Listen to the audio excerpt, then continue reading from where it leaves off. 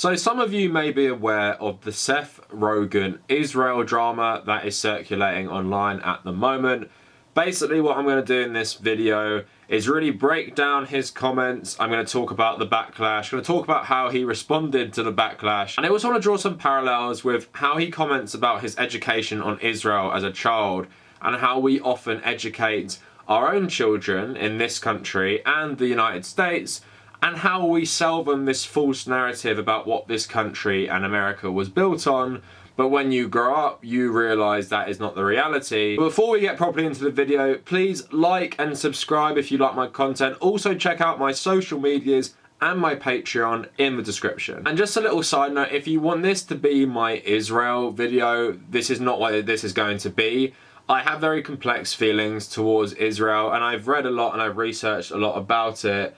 And I'm going to get into specific issues I have with it, but if we're going to have a conversation about Israeli legitimacy, or I guess, you know, the solution to the conflict between Israel and Palestine, this is not going to be that video. Maybe in the future I'll make that, but I feel that requires far more planning, and I just don't have the time to do that right now. But to get back to the Seth Rogen issue, basically he is promoting his new film where a Jewish man in 1900 is pickled, and he emerges in present day and meets his relative, and they're both played by Seth Rogen. And briefly what Rogen has hinted it's about is this guy is disappointed how Seth Rogen's modern day character has seemingly abandoned everything to do with Judaism, whereas this guy's life pretty much revolves around it. So Rogen went on the Mark Maron What the F podcast, and the two comedians joked about touchy subjects, but what really fanned the flames was Rogen's musings about Zionism and the ill-conceived notion of putting all the Jews together in a blender.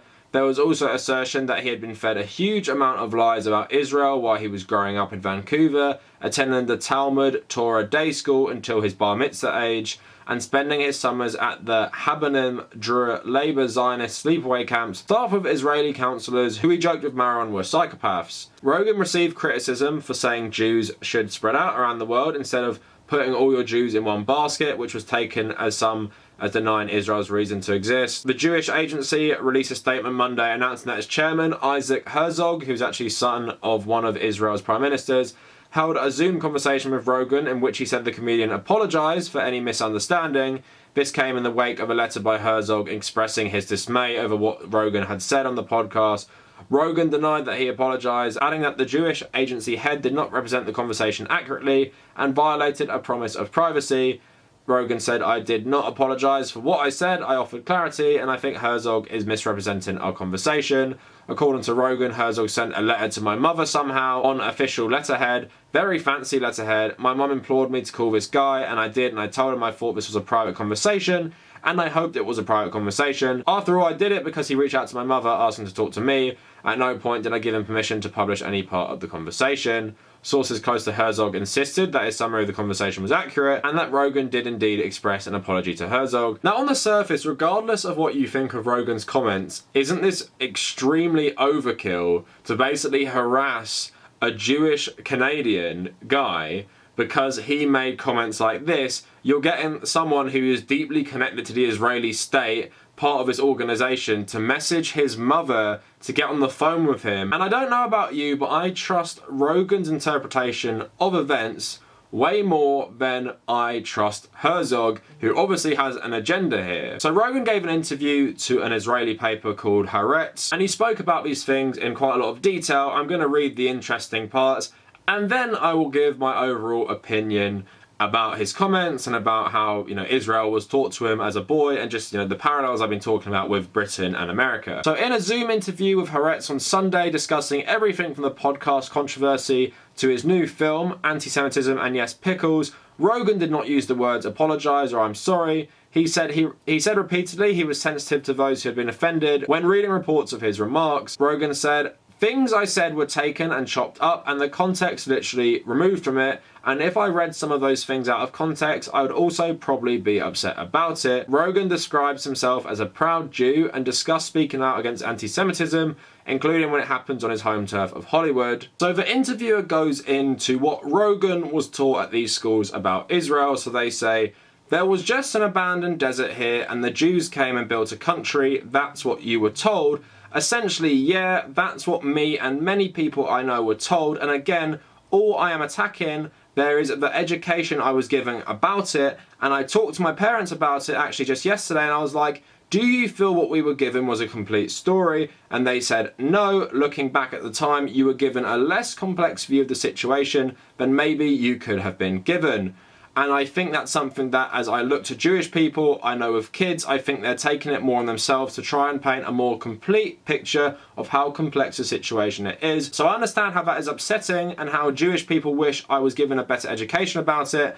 And I understand how it's uncomfortable for some people to hear me say that, and I was not given the education. So talking about the school even more, the interviewer says, I listened to another podcast you did and it sounded like you felt oppressed and misunderstood in Jewish day school and then liberated and free in high school. And he says, it was not a diverse school at all. It was little white Jewish kids whose parents were all friends with each other and it was very enclosed. I then got to public high school and I could dress how I wanted. There were kids from all different backgrounds, races, from all different countries. My school was 65 to 70% people from Asian countries, especially being from Vancouver, which is so heavily populated by people from Asian countries. It was a wonderful and eye-opening experience to get to become friends with the people and spend the whole day with people that I lived among. So you hear all of that and it does seem pretty uncontroversial. I guess the blender comment in terms of, if the Jews want to survive, why don't they spread out a bit more? Again, if you're Jewish or if you're Israeli, you can take that how you want. This is a Jewish man saying that who was raised as a, in a very Jewish way.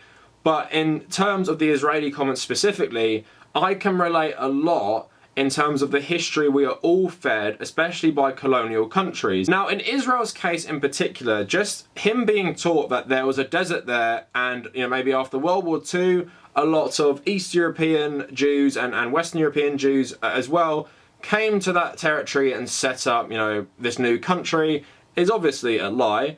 And it obviously erases even history of the Jewish people who were fighting for the Israeli state, because let's remember, Palestinian Jews were fighting the British control of the territory long before people who were former partisans fighting the Nazis came and helped establish this territory. But again, what Rogan was taught was a complete sanitization of history. If you read about the 1948 war, it's very, very brutal on all sides. Obviously, the end result is a lot of Palestinians who have lived there for centuries get expelled, and obviously it's a very, very sore spot still for them today. And a lot of war crimes were committed, a lot of property was taken, but if you read about the interwar years between, I guess, the 1948 war and the 1967 war, and you read about the 1967 war, there is obviously so much to criticize Israel about. They're extremely provocative. In the early and mid-60s, there's stories of them helping with, I guess, Jewish settlers pushing the Israeli borders. So what they'd often do is encourage these settlers to drive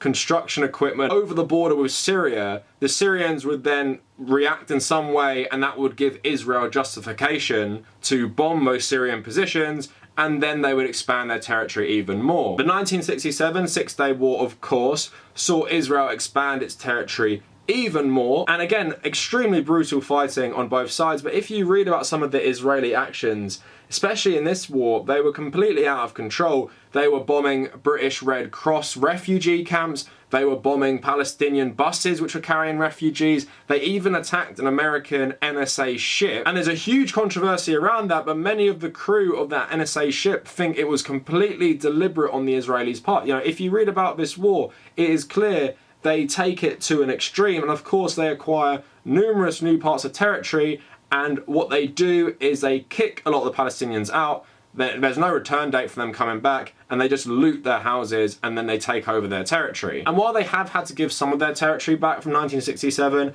as you can see with the interwar years after that war, they've increasingly tried to push their control over other parts of Palestine.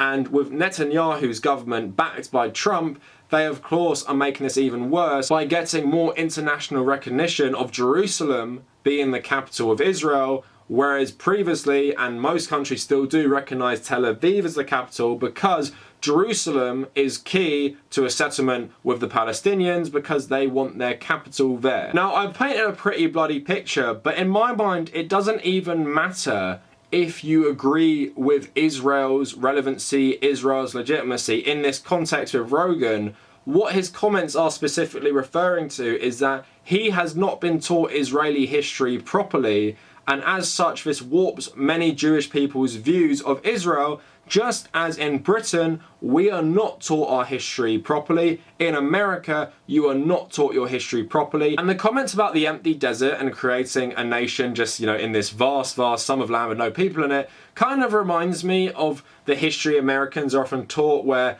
the colonialists come over from Europe and primarily England in the early stages, and the natives help them and teach them, and then the natives just go away, totally erasing that the Europeans and, you know, subsequently the Americans committed genocide against the natives to take over their land. Britain today is wealthy because of its empire. It's wealthy from colonizing all these countries. It's wealthy from treating its own inhabitants like shit, obviously. And as an Irish person, I don't need to tell you that you don't get taught about how badly the Irish were treated in schools, even though the British are responsible for the whole issues surrounding Ireland. You never get taught of how Britain is responsible for problems like India and Pakistan. You don't get taught about how Britain is actually responsible for the problems around Israel as well, because of the Balfour Declaration and the British Mandate of Palestine. But you can see there the way we're taught our history does have parallels with what Rogan is saying here. But I think America is a better parallel because the state in America has had a more active role in minimizing American genocide and ethnic cleansing. And, you know, presidents like Andrew Jackson, presidents like George Washington, who have a role in this ethnic cleansing, are completely sanitized. You can have Donald Trump, the current president, say that Andrew Jackson is his favorite president, and that somehow is uncontroversial in America. Not to mention, of course, Americans' treatment and enslavement of African people, Americans' general racism and horrible treatment of pretty much any non-white person. Of course, that is all minimized and sanitized. And I have spoke at length at why it is so important to teach your history properly. In this country, I think English people in particular have a certain mindset which leads to racism and issues around race in general continuing because we've had it minimized so much in our history. Not to mention we still have a legacy of empire with the Commonwealth, and we literally still own territories of non-white people till the 70s. And like I said, all these problems we're responsible for, you're not taught, and what that leads to is this horrible mindset. It leads to people like Boris Johnson getting in. It leads to the minimization of these war crimes, of this genocide, of this ethnic cleansing. And if you do not learn about these things, how are you supposed to be a more tolerant and better person? And it starts at primary school, but of course I would like a more comprehensive education on these things throughout people's time in education. And in Rogan's case specifically, because he's been fed lies about Israel his whole life, he's smart enough and he's become educated enough, but he can question what he was taught. A lot of people will never question what they are taught. So when the Israeli government does awful stuff to the Palestinians, they get supported by a lot of people. Of course, it's not about nuance. There are Israeli leftists, there are Israelis who are critical of the government. I just read you a Rogan interview from an Israeli paper. But in the same way that America has this deep core of people who will just continue to be racist because they're so ignorant and support people like Donald Trump, you have that in Israel. It's a similar phenomenon. And when you have colonialization that Israel has done, even though it's in a more modern context, you can compare it to Americans' own expansion of their territory and just how they write their own histories around it,